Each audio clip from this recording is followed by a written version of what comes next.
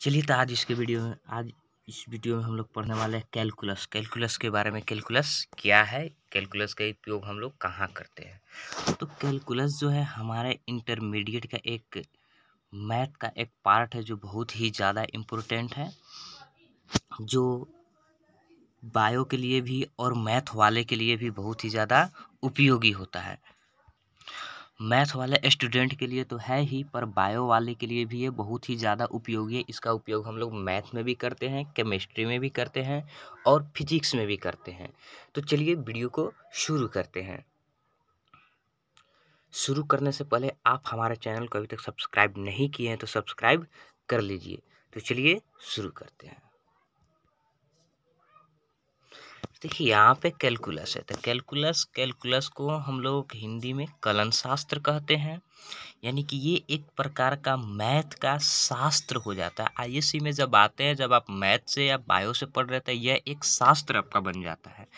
तो कैलकुलस जो है, कैलकुलस को हम लोग कलन शास्त्र कहते हैं। कैलकुलस गणित का एक ऐसा ब्रांच है, कैलकुलस जो है गणित का एक ऐसा ब्रांच है जिसके होने वाले जो परिवर्तन होता है, परिवर्तनों के बारे में अध्ययन करता है। किसी भी चीज़ में होने वाले परिवर्तनों का, किसी वस्तु की ऊंचाई में या किसी लंबाई में, ये सब चीज़ में होने वाले परिवर्तनों का ये कैलकुलस अध्ययन करता है। तो कैलकुलस जो है यानी जितनी भी सारी चीज़ होती है सब में परिवर्तन होते रहता है। तो कैलकुलस एक गणित का ब्रांच है, एक मैथ का ब्रांच है, जिसमें किसी भी चीज़ के होने वाले परिवर्तनों के बारे में हम लोग स्टडी करते हैं। और ये जो है हमारे जो 12 में है, जो इंटर में है, ये हमको 44 से 46 मार्क्स के पूछे जाते हैं बोर्ड एग्जाम में। तो इससे आप अनुमान लगा सकते हैं कि ये हमारे आईएससी के लिए कितना ज़्यादा महत्वपूर्ण हो जाता है कैलकुलस। इसका एक अहम भूमिका होता है कैलकुलस का। कैलकुलस ही एक ऐसा है जिसको हम लोग फिजिक्स में भी उपयोग करते हैं और केमिस्ट्री में। और मैथ तो है, तो मैथ वाले के लिए तो है ही, ये मैथ में सिर्फ 44 से 46 नंबर के पूछे जाते हैं कैलकुलस। तो चलिए जानते हैं कैलकुलस के बारे में। कैलकुलस को एकदम इजी तरीका से हम लोग पढ़ेंगे। तो यहाँ पे सबसे पहले हम लोग ये देखेंगे, जो कैलकुलस है, कैलकुलस कलन शास्त्र, इसको हम लोग दो पार्ट में बांटते हैं। कैलकुलस के जो पार्ट होते हैं, दो पार्ट होते हैं। फर्स्ट जो होता है डिफरेंशियल होता है। फर्स्ट जो हमारा होता है डिफरेंशियल होता है, जिसको अवकलज या अवकल भी कहते हैं। यहाँ पे अवकलज या अवकल भी कहते हैं। और जो सेकेंड होता है इंटीग्रल, जिसको हम लोग समाकलन कहते हैं। तब यहाँ पे जो डिफरेंशियल है, डिफरेंशियल को d Y by D x या एफ डैश एक्स या वाई डैश के द्वारा हम लोग सूचित करते हैं। अगर एक बार लिखा हो D Y by D x या एफ डैश एक्स या वाई डैश एक्स, तो इसको हम लोग फर्स्ट ऑर्डर का डिफरेंशियल कहते हैं। ऑर्डर मतलब यहाँ पे कोटि होता है, तो आप लोग कोटि भी कह सकते हैं, फर्स्ट ऑर्डर का कोटि कहते हैं। तो यहाँ पे फर्स्ट ऑर्डर का डिफरेंशियल होता है। अगर इसको सेकेंड बार लिखा गया हो d square y by D x square या एफ डबल डैश एक्स या वाई डबल डैश एक्स, तो इसको हम लोग सेकेंड ऑर्डर का डिफरेंशियल कहते हैं। तो इसको हम लोग सेकेंड ऑर्डर का डिफरेंशियल कहते हैं। इसी प्रकार से अगर 3 बार हो तो उसको हम लोग थर्ड ऑर्डर कहते हैं। तो इसको जो डिफरेंशियल को जो पहचानने का जो तरीका, ये d Y by D x करके दिया हुआ रहेगा, या एफ डैश एक्स करके दिया हुआ रहेगा, या वाई डैश एक्स करके दिया हुआ रहेगा। अगर इस प्रकार से दिया हुआ है तो इसको हम लोग डिफरेंशियल कहेंगे। अब यहाँ पे आते हैं हम लोग इंटीग्रल में। तो इंटीग्रल जो होता है, इंटीग्रल को हम लोग दो पार्ट में बांटते हैं। एक होता है डिफिनिट इंटीग्रल, जिसको निश्चित समाकलन कहते हैं, और एक होता है इनडिफिनिट इंटीग्रल, जिसको अनिश्चित समाकलन कहते हैं। तो यहाँ पर जो डिफिनिट इंटीग्रल होता है, यहाँ पर आप देख सकते हैं डिफिनिट इंटीग्रल जो होता है, इसमें अपर लिमिट और लोअर लिमिट का वैल्यू आपको दिया हुआ रहेगा। और इसका सिंबल देख लीजिए, आई बराबर इस तरीके का आपको सिंबल दिया हुआ रहेगा। तो ये सिंबल जहाँ भी रहेगा, ये आपको इंटीग्रल को दर्शाएगा कि यहाँ पे इंटीग्रल निकालना है आपको। तो यहाँ पे ए है अपर लिमिट, जिसको उच्च सीमा कहते हैं, और नीचे वाला जो है लोअर लिमिट, जिसको हम लोग निम्न सीमा कहते हैं। तो जिसमें अपर लिमिट और लोअर लिमिट का वैल्यू अगर दिया हुआ है तो वो निश्चित समाकलन डिफिनिट इंटीग्रल के अंतर्गत आता है। और जिसमें एक आता है हमारा इनडिफिनिट इंटीग्रल, जिसको अनिश्चित समाकलन कहते हैं। तो अनिश्चित समाकलन में समाकलन रहेगा, एफ एक्स कोई भी फंक्शन हो जाएगा तो फंक्शन जो है डी एक्स रहेगा। तो यहाँ पे आपको अपर लिमिट और लोअर लिमिट का मान देखने को नहीं मिलेगा, अर्थात इसका जो वैल्यू होता है वह अनिश्चित होता है, सिर्फ एक फंक्शन को निकाल के दे देता है। लेकिन यहाँ पे अपर लिमिट लोअर लिमिट रहता है, जिसे आप लोग को एक फिक्स मान, एक फिक्स वैल्यू निकाल के देता है। जैसे यहाँ पर देख लीजिए, ये निश्चित समाकलन के लिए, निश्चित समाकलन के लिए निकालने के लिए जब उसका समाकलन निकाल देते हैं तो समाकलन निकालने के बाद अपर लिमिट का मान फंक्शन में रख करके लोअर लिमिट के मान रख करके घटा देते हैं, जो हमारा आई का पूरा पूरा एक फिक्स वैल्यू निकल जाता है। तो ये हमारा डिफिनिट और इनडिफिनिट इंटीग्रल हो गया। तो यहाँ पे कैलकुलस जो है, कैलकुलस को हम लोग दो पार्ट में बांटते हैं, एक डिफरेंशियल में और एक इंटीग्रल में। कैलकुलस को हम लोग दो पार्ट में बांटेंगे, एक डिफरेंशियल और एक इंटीग्रल। तो डिफरेंशियल में होता है कि डिफरेंशियल को पहचानने का तरीका है, आपको डिफरेंशियल का पहचानने का तरीका है कि इसमें dy by D x d square y by D x square लिखा हुआ रहेगा।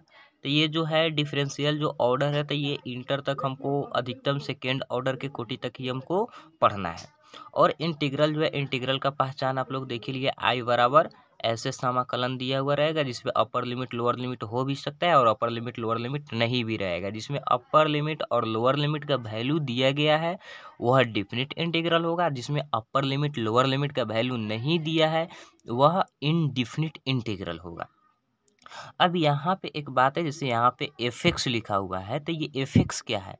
तो यहाँ पर देखिए, जो एफ एक्स है, एफ एक्स को हम लोग फंक्शन अर्थात फलन कहते हैं, फंक्शन अर्थात फलन कहते हैं। तो ये जो हमारा है, तो यहाँ पे इंटर में जो हम लोग को फंक्शन जो है, 5 टाइप के फंक्शन पढ़ना है। जैसे यहाँ पे अलजेब्रिक, यहाँ पे हमारा अलजेब्रिक, इसमें जो है अलजेब्रिक फंक्शन हो सकता है। अलजेब्रिक फंक्शन कहने का जितने भी सारे अलजेब्रा वाले होते हैं वो सब हो जाएंगे, जैसे x square 2x plus 3 x square plus 4x plus 5 ETC, यानी जितने भी सारे अलजेब्रिक फॉर्म वाले होते हैं वो सब हो जाएंगे। एफ एक्स की जगह पे या तो अलजेब्रिक फलन हो सकता है, या तो 2 नंबर में ट्रिगोनोमेट्री, तीनों ट्रिगोनोमेट्री, जैसे आप पढ़े ट्रिगोनोमेट्री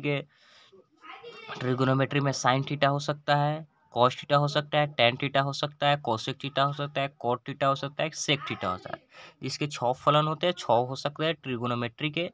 उसके बाद जो 3 नंबर में आता है कांस्टेंट, कांस्टेंट आता है। कांस्टेंट उसको बोलते हैं जो बदल नहीं सकता है, कांस्टेंट जो बोलते हैं जो वेरिएबल नहीं होता है। तो यहाँ पे कांस्टेंट हो गया, जैसे ए बी सी 1 2 3, ये सारे चीज़ हमारे क्या कहलाते हैं? कांस्टेंट कहलाते हैं। अब जो हमारा चौथा जो एक, ये तीनों आप लोग मैट्रिक तक 11 तक पढ़ चुके होइएगा, लेकिन यहाँ पर जो एक नया चीज़ आ जाता है वो आ जाता है एक्सपोनेंशियल और लोगोरिथम।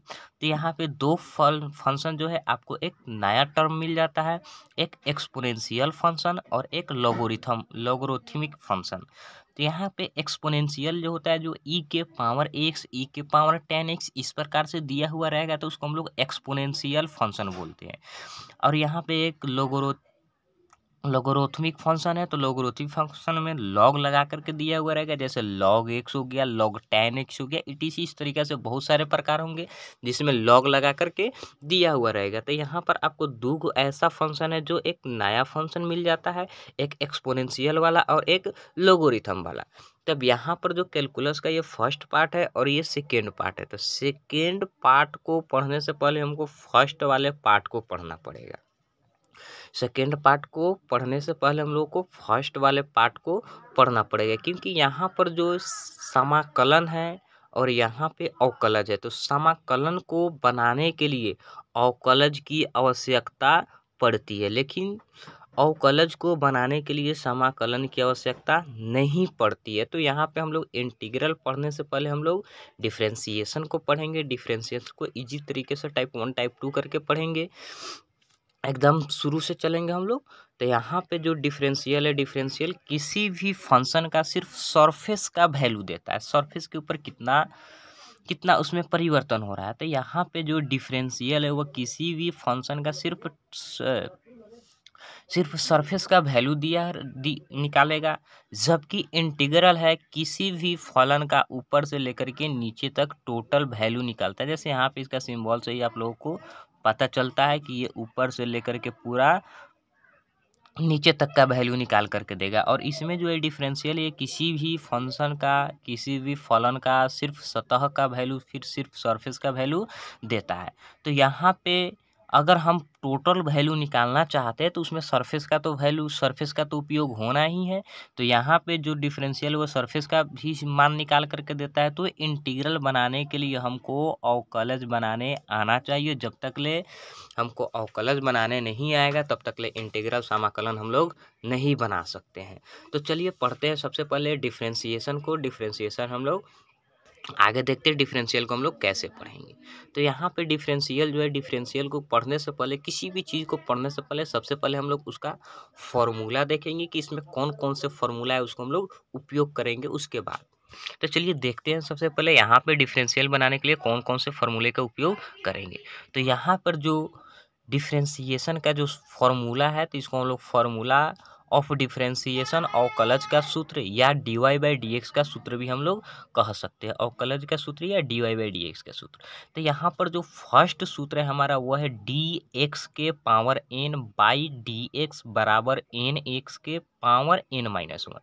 ये जो फार्मूला है फर्स्ट नंबर, ये फर्स्ट नंबर फार्मूला बहुत ही ज़्यादा उपयोगी है। फर्स्ट नंबर जितने भी सारे पावर वाले होंगे, बशर्ते याद रखना है पावर में वेरिएबल नहीं होना चाहिए, पावर में वेरिएबल नहीं होना चाहिए। जितने भी सारे कांस्टेंट अगर पावर में है, जैसे ए बी सी हो गया, 1 2 3 4 5 हो गया, ये सारे चीज़ के लिए नंबर, यानी कोई भी डिजिट रहेगा, नंबर रहेगा, उसके लिए हम लोग ये फार्मूला का सबसे ज़्यादा उपयोग करेंगे। डी एक्स के power n by D x बराबर, जिसका होता है एन एक्स के पावर n-1।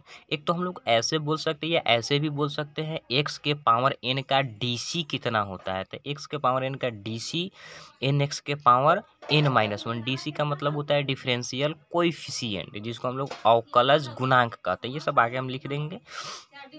अब यहाँ पर जो है dy/dx का तो हम लोग का पता चल गया। अब जो नेक्स्ट है हमारा d sin x by D x बराबर कॉस एक्स, या इसको बोल सकते हैं साइन एक्स का dy/dx कॉस एक्स होता है, या हम लोग इसको बोल सकते हैं साइन एक्स का डी कितना होता है तो कॉस एक्स, या यहाँ पे D cos x by D x बराबर माइनस साइन एक्स होता है। यहाँ पे याद रखना है साइन एक्स का प्लस में कॉस एक्स और कॉस एक्स का माइनस में टेन एक्स, और टेन एक्स का डी जो होता है D ten x by D x बराबर होता है सेक स्क्वायर एक्स। ये आपको याद रखना है, D ten x by D x बराबर होता है सेक स्क्वायर एक्स। यहाँ पे नीचे जो है d sec x by D x बराबर होता है sec x into tan x. नीचे जो है आपका, तो याद रखना है टेन एक्स का जो होता है सेक स्क्वायर एक्स होता है, और सेक एक्स का होता है सेक एक्स भी होगा और टेन एक्स भी होगा। अब यहाँ पे देखते हैं छठे नंबर में cot x by D x बराबर, तो cot x by D x बराबर जो होता है यहाँ पे होता है माइनस कॉसेक स्क्वायर एक्स, और कॉसेक एक्स का होता है minus cosec into cot x. अर्थात यहाँ पे कॉट का लगाया हुआ है तो कॉट का माइनस कॉसेक स्क्वायर एक्स, अर्थात दूगो कॉसेक स्क्वायर है। और यहाँ पे जब कॉसेक का करेंगे तो यहाँ पर भी दूगो होगा, तो एक कॉसेक आ जाएगा और एक कॉट आ जाएगा, अर्थात minus cosec x into cot x. यहाँ पे ये 8 नंबर सिंपल है। ई के पावर एक्स का अगर कोई एक्सपोनेंशियल फंक्शन का निकालना है तो यहाँ पे डी ई के power X by D x बराबर ई के पावर एक्स ही होता है। यहाँ पे D A K power X by D x बराबर, तो D A K power x, ए अर्थात कोई भी कांस्टेंट होगा उसके ऊपर अगर वेरिएबल है तो इसके लिए ए K power X into log ए हो जाता है, जिसके बेस में 10 मौजूद रहता है। तो D A K power X by D X equal to A K power X into log A होता है। अब यहाँ पे है 10 नंबर में कोई लोगोरिथम फलन होगा, तो यहाँ पे कोई लोगोरिथम फलन के लिए D log x by D x बराबर 1/x, अर्थात इसका जो लॉग एक्स का यानी लॉग का जो एंगल रहेगा वह 1/, के रूप में आ जाता है। तो D log x by D x बराबर 1/x। अब यहाँ पे 11 नंबर में देखेंगे, अगर D x by D X हो, D Y by D Y हो, या D theta by D theta हो, तो इसका वैल्यू हम लोग 1 लेते हैं, इसका वैल्यू हम लोग 1 लेंगे। याद रखना है अगर एंगल बराबर हो जाए d x by D x, d Y by D y, d theta by D theta, ऊपर और नीचे दोनों सेम होना चाहिए, तो वहाँ पे हम लोग जो वैल्यू पुट करेंगे वहाँ पे 1 रखेंगे। अब चलिए अब नेक्स्ट फार्मूला देखते हैं कौन कौन सा फार्मूला है। तो नेक्स्ट जो यहाँ पे हम लोग का 12 नंबर में है वो है डी ए बी सी 1 2 3 अर्थात डी और कोई भी कांस्टेंट राशि हो, डी कोई भी कांस्टेंट राशि हो बट्टा में अगर डी एक्स हो तो उसका वैल्यू 0 हो जाता है। यहाँ पे याद रखना है एक्स का मतलब है यहाँ पे एक्स के रिस्पेक्ट में डिफ्रेंसिएशन हो रहा है। यहाँ पे डी थीटा भी हो सकता है, तो डी थीटा तब होगा जब थीटा के रिस्पेक्ट में हम लोग उसका डिफ्रेंसिएशन करेंगे। तो यहाँ पे डी एक्स अर्थात एक्स के रिस्पेक्ट में यहाँ पे डिफ्रेंसिएशन हो रहा है। तो डी कोई भी कांस्टेंट राशि हो बट्टा में डी एक्स हो तो इसका वैल्यू हम लोग 0 रखेंगे।